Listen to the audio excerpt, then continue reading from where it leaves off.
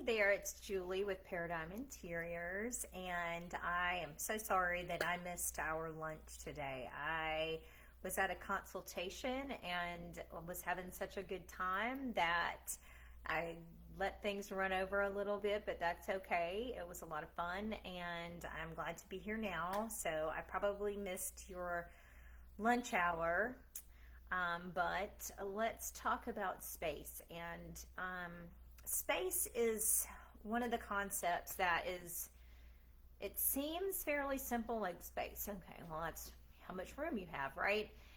But there's a little bit more to space than meets the eye, and understanding space and how to use it in your interior design projects is really foundational to creating a great design plan. And so, one of the first things that we do as designers is we create a space plan. I actually, in my process, I look at, what style the client's going for, and then I create a concept. And then the very next step for me is to create that space plan and to take measurements and to understand how much space I have to work with, because until I know how much space I have to work with, I can't really start creating a good design plan.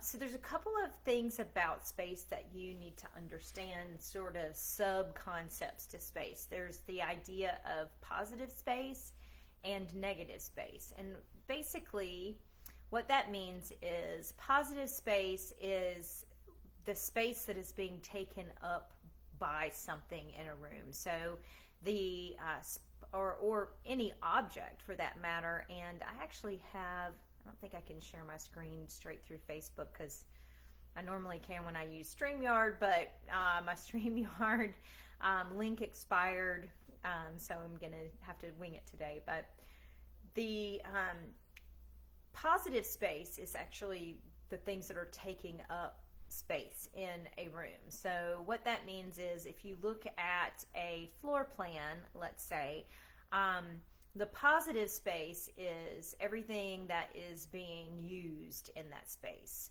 So in a kitchen, that would be all of your cabinetry, any furniture that you have in there, your appliances, anything that is using the available space. Negative space is what's left over. So it's sort of the open areas of the room. And the key to creating a really great space plan is finding a balance between that positive space and that negative space. And so that's going to be really important, because oftentimes when you have a room that seems really awkward, the problem is that you either have too much positive space or too much negative space and not a good balance between those things. And so, on that note, this can apply to the floor plan. So anything that is sitting on the floor, like your furniture, rugs, your cabinetry, anything like that. Or it can actually also apply to the walls as well. And that's one of the main reasons why when interior designers are creating space plans, that we elevate those walls and we look at the balance between the positive space and the negative space on that wall. A lot of homes are being built with 10, 12-foot ceilings now, and, there's a lot of empty wall space, and knowing how to balance the positive and negative space is really key for rooms that are volumetrically large or have a lot of space that goes up.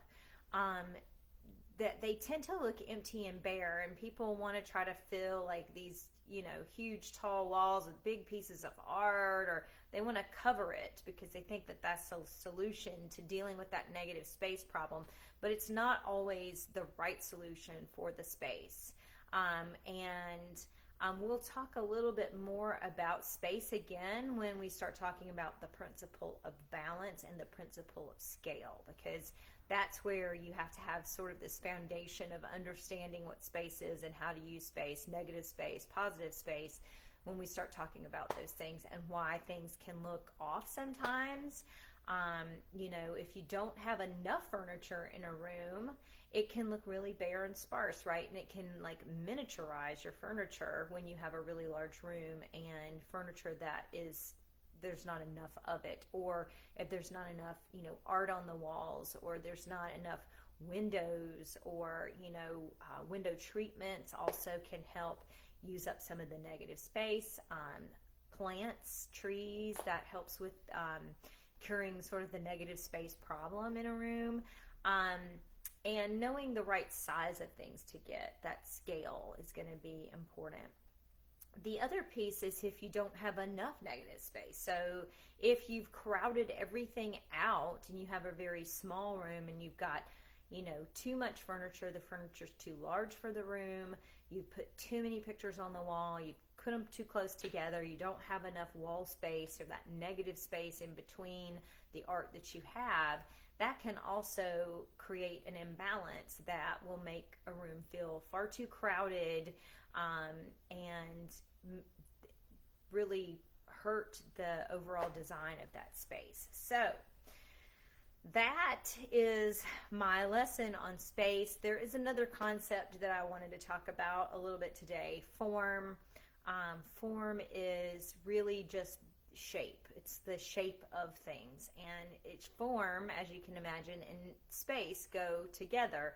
And one of the reasons why we like to see objects that have nice shape to them, you know, interesting forms, is because of the positive and negative space that they take up, and they create, you know, different silhouettes because of that. So always make sure that, you know, unless you want a really minimalist look with, you know, super clean lines, that you have a lot of different shapes in your space, and that you bring in, you know, rectangular, square, you know, angle, diagonals, organic shapes, and things like that to really add some interest to your rooms and to your spaces.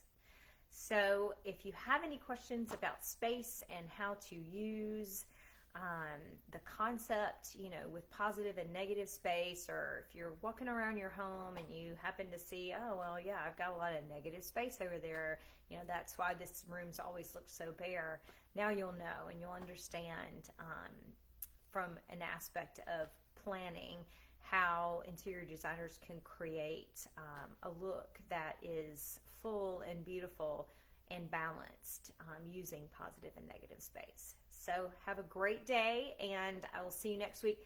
Next week I have a little break in this principles and elements talk to talk a little bit about a flyer that I got in the mail about kitchen remodeling, and I saw it and I was like, oh, I have to do a live video on this.